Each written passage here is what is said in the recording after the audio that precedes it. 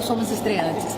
E ele é além de um ídolo, né, um ídolo nacional, o Cajuru, ele é uma pessoa com quem me trouxe muita alegria, né? São poucas as pessoas que vieram para esse mundo político com verdade, com vontade de verdade de mudar, né? Então a gente vê que ele tem essa ânsia de mudar e ele é uma pessoa humilde.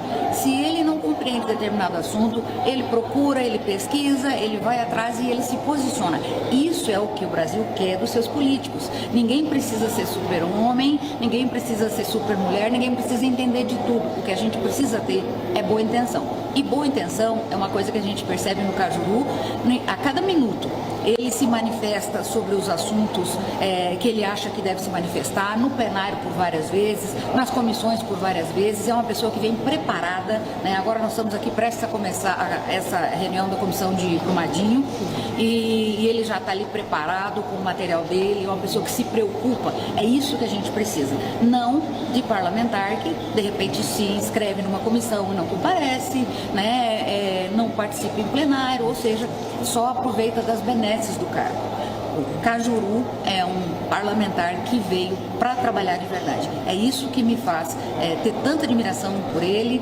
Nós somos, nesse sentido, apartidários. Eu sei que ele não é do meu partido, não temos, às vezes, os mesmos pontos de vista, né? Mas a gente consegue ter uma sintonia com pessoas exatamente porque, não importando o partido, elas têm a mesma intenção que a gente tem. Então, muito feliz de estar com ele, ao lado dele aí no Senado.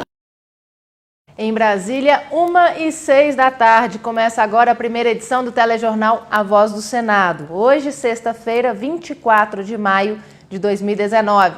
Antes das notícias, um lembrete, comente sempre nas nossas redes sociais. Vamos começar a edição de hoje falando sobre as investigações anticorrupção.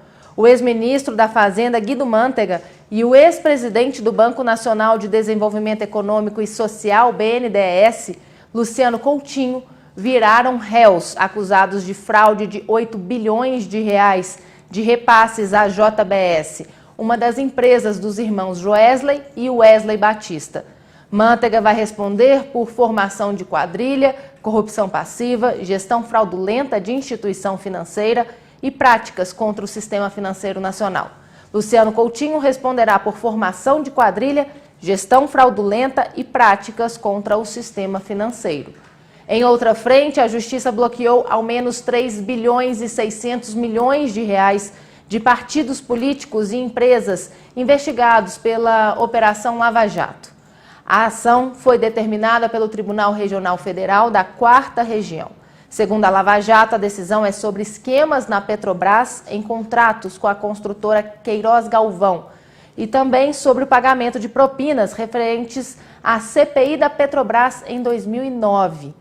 Na decisão, o TRF4 apontou a existência de indícios da prática de atos de improbidade por líderes de partidos e agentes públicos. Lei Cajuru, impeachment de Gilmar Mendes, revisão da tabela do imposto de renda, ampliação da participação popular no Senado. Vamos conferir um resumo da semana do sempre atuante senador Cajuru.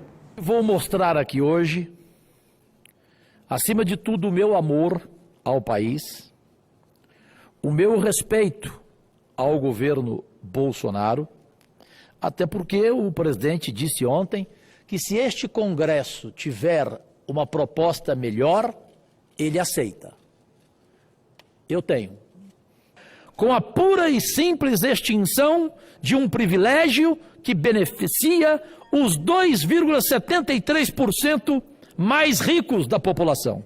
As isenções fiscais em 2019 superam os 300 bilhões de reais. Privilégio esse que não existe em nenhum país digno de respeito deste planeta. Simples medidas, segundo estudos realizados pela Anfip, elevarão, preste atenção, pátria amada, a arrecadação oriunda do imposto de renda em 160 bilhões de reais anuais. Em 10 anos, seriam arrecadados 1 trilhão e 600 milhões de reais. No projeto proponho a isenção total do imposto de renda para 38,56% dos contribuintes que ganham até 4 salários mínimos. Proponho ainda redução diferenciada para 48,70% dos contribuintes que ganham entre 4 a 15 salários mínimos. Os que ganham de 0 a 4 salários mínimos serão isentos. Os que ganham de 4 a 7 salário mínimo serão desonerados por alíquota de 7,5%. Os que ganham de 7 a 10 salários mínimos serão desonerados por alíquotas de 15%. Os que ganham entre 10 e 15 salários mínimos serão desonerados e por alíquotas de 22,5%. Os que ganham entre 15 e 40 salários mínimos não serão afetados e continuarão sujeitos à alíquota de 27,5%.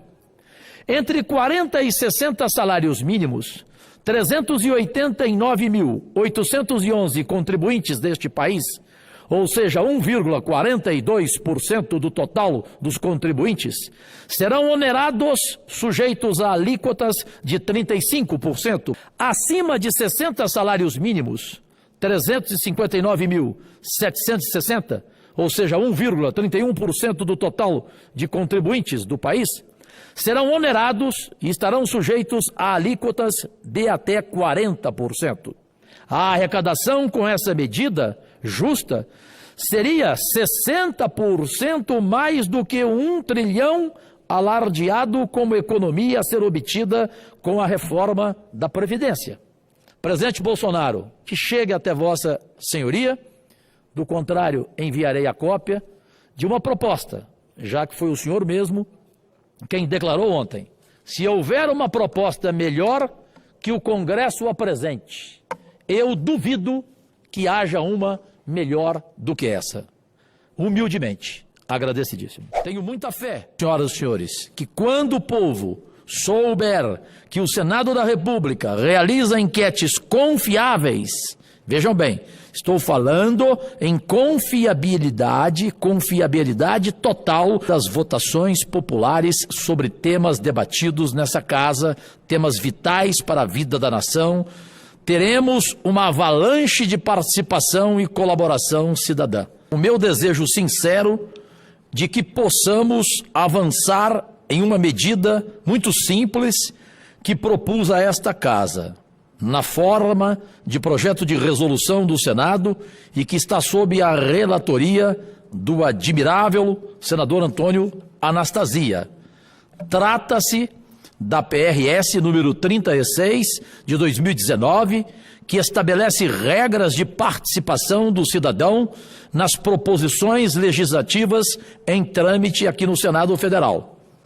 Então, senhor presidente, senhoras e senhores, não é admissível que o portal do cidadão seja tão pouco atrativo e nada estimulante à participação do cidadão. Temos a obrigação de mudar essa realidade e transformá-la num verdadeiro centro de democracia digital interativa que, diminuindo o abismo que separa representantes de representados, contribua para superar a crise de representação que ameaça tragar nossa democracia para o buraco negro da barbárie política que ronda a América Latina. No referido projeto de resolução, proponho coisa simples, dentre as quais destaco a necessidade de impedir a manipulação dos robôs e de milícias digitais que deformam a vontade popular nas enquetes do sistema de consulta do Portal do Cidadão do Senado. Isso pode ser feito através de um cadastro confiável, de procedimentos auditáveis, de fácil realização pelo Prodazem. E uma outra medida seria dinamizar as ferramentas de participação, incorporando as dinâmicas popularizadas nas redes sociais.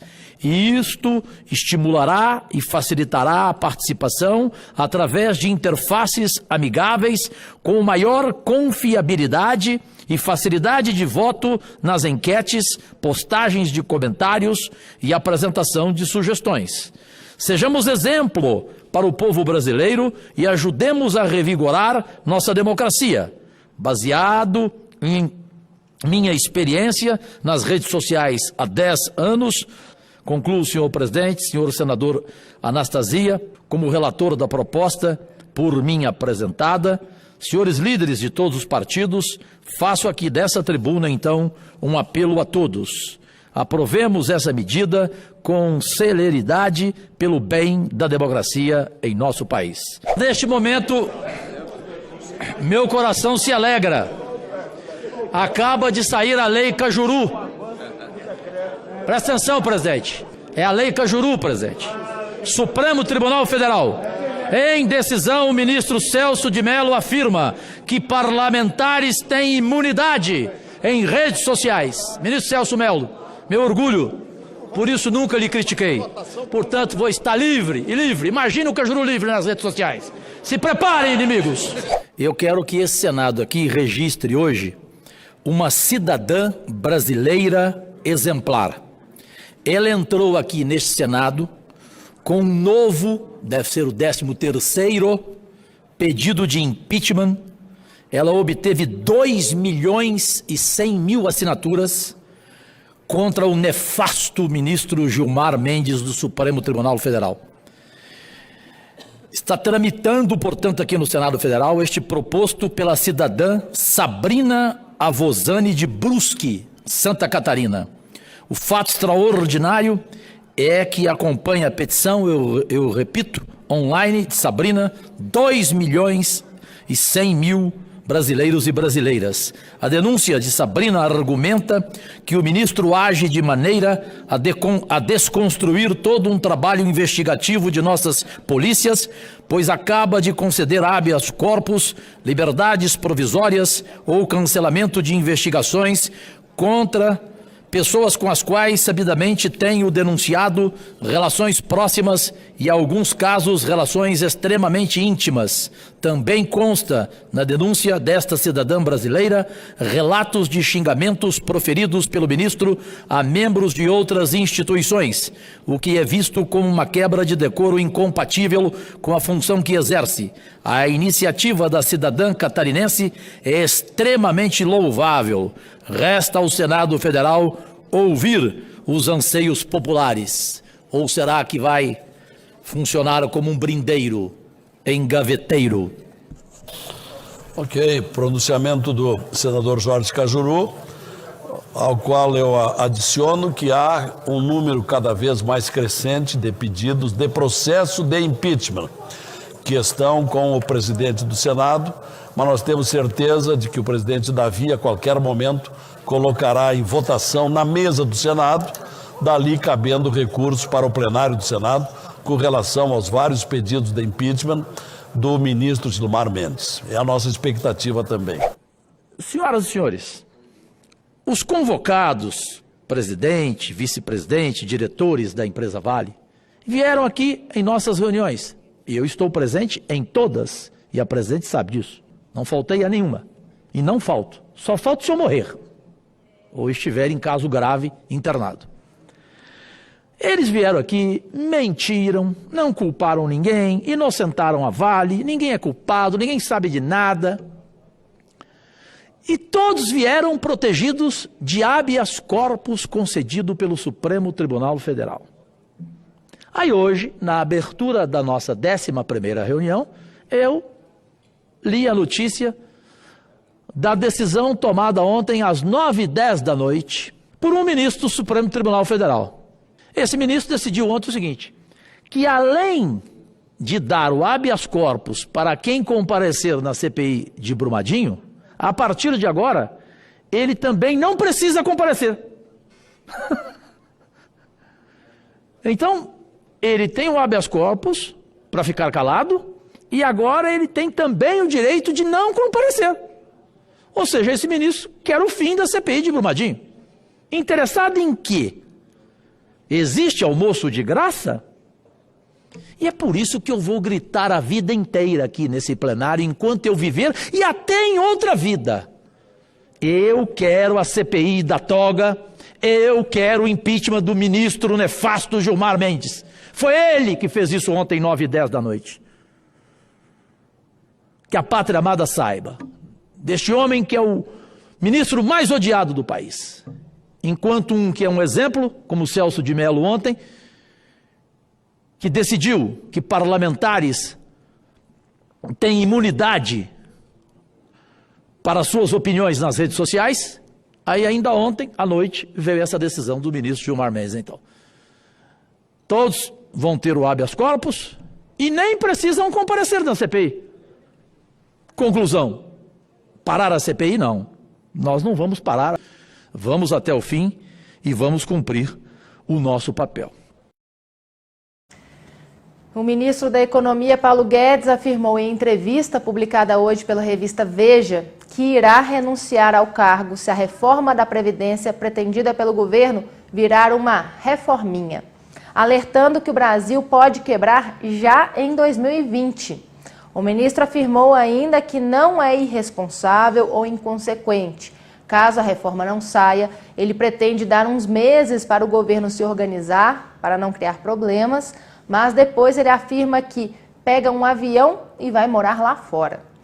De acordo com a revista, Guedes reconhece que há uma margem de negociação e destacou ainda que a reforma previdenciária não está sendo apresentada apenas para equilibrar as contas públicas, mas que também se propõe a corrigir enormes desigualdades. Agora, 1h21, gostaríamos de agradecer as diversas ligações que recebemos todos os dias. Obrigada ao Mauro Novaes, de Belo Horizonte, Minas Gerais, Silvano Alves, de Curitiba, Paraná, Marcos Filho, de Campina Grande, Paraíba, e a tantos outros. Não deixem de participar das enquetes do senador Cajuru no cajuruvotabrasil.com. E continuem a comentar à vontade no facebook.com/cajurugoiás, no Twitter, @senadorcajuru, Instagram, Senador Cajuru e YouTube Cajuru Oficial. Ou então ligue para a gente no 61-3303-2844. A sua participação é muito importante para que o senador Cajuru faça um mandato histórico. O telejornal A Voz do Senado, segunda edição, volta hoje às 6h30 da noite com Diana Lins e Jorge Cajuru. Mas entraremos ao vivo a qualquer momento em edição extraordinária. Fique ligado. Um ótimo final de semana. Agradecidíssimo.